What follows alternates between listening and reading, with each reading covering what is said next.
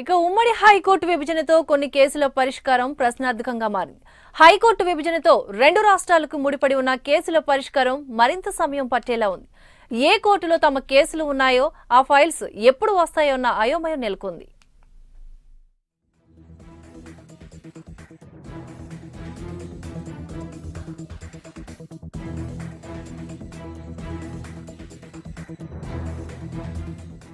ఉమ్మడి హైకోర్టు విభజన జరిగిపోయింది. రెండు తెలుగు రాష్ట్రాలకు ప్రత్యేక హైకోర్టులు పనిచేస్తున్నాయి. జనవరి 1న రెండు తెలుగు రాష్ట్రాల చీఫ్ జస్టిస్లు గవర్నర్ చేతుల మీదుగా ప్రమాణ స్వీకారం చేశారు. ఈ నేపథ్యంలో కేసుల విభజన ఎలా జరుగుతుందన్న దానిపై అందరిలోనూ చర్చ జరుగుతోంది. 2.5 లక్షల కేసులు ఉమ్మడి కోర్టులో పెండింగ్ లో ఉన్నాయి.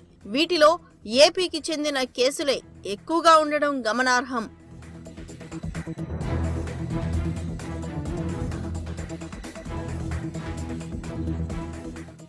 హైకోర్టు విభజనతో రెండు రాష్ట్రాల్లో కేసులు ఎలా ఉంటాయి? గతంలో ఉమ్మడి హైకోర్టు ఇచ్చిన మధ్యంతర ఉత్తర్వులు పెండింగ్ లో ఉన్న కేసుల సంగతి ఎలా ఉంటుందన్నది అందరిలోనూ కలుగుతున్న సందేహం.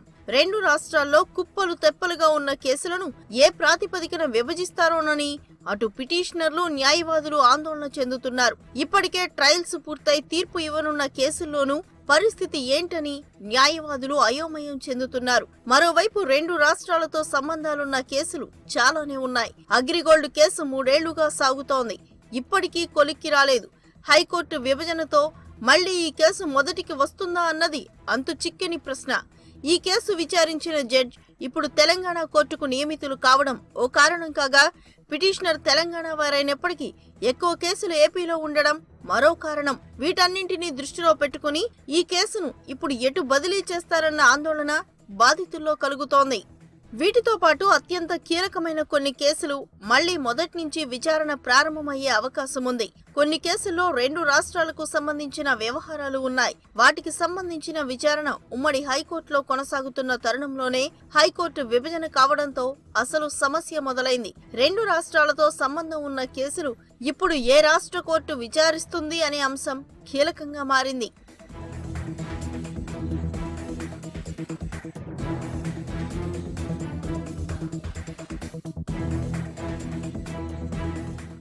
అయితే ఇటువంటి కేసుల్లో ప్రధానంగా ఆ కేసు ఎక్కడ మొదలైంది అనే దాన్ని బట్టి ఆ కేసు విచారణ ఆ రాష్ట్ర కోర్టులోనే జరుగుతుందని న్యాయ నిపుణులు అంటున్నారు. ఇక కొన్ని కేసుల్లో జడ్జిలు మారడంతో కొత్తగా వచ్చిన జడ్జిలు ఆ కేసును మళ్లీ మొదటి నుంచి వినాల్సిన పరిస్థితి ఏర్పడింది.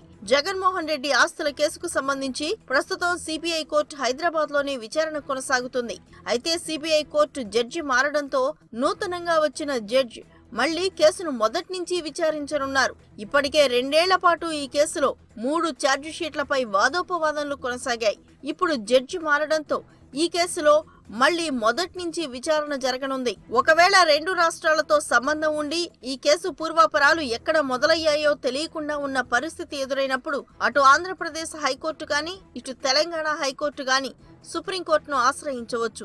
అగ్రిగోల్డ్ కేసుపై అటు ఆంధ్రప్రదేశ్ తో పాటు ఇటు తెలంగాణ రాష్ట్రంలో ఎన్నో కేసులు ఉన్నాయి. అగ్రిగోల్డ్ కార్యాలయాలు రెండు రాష్ట్రాల్లోనూ ఉన్నాయి. అయితే ఇప్పుడు ఈ కేసును ఏ రాష్ట్ర కోర్టు విచారిస్తుంది అనే దానిపై బాధితులు ఉత్కంఠగా ఎదురు చూస్తున్నారు. హైలాండ్ వేలానికి ఉమ్మడి హైకోర్టు ఆదేశాలు జారీ చేసింది. ఆ తర్వాత కోర్టు విభజన జరిగింది. దీంతో ఏ రాష్ట్రంలో హైకోర్టు విచారిస్తుందో అర్థం కాని పరిస్థితి నెలకొంది.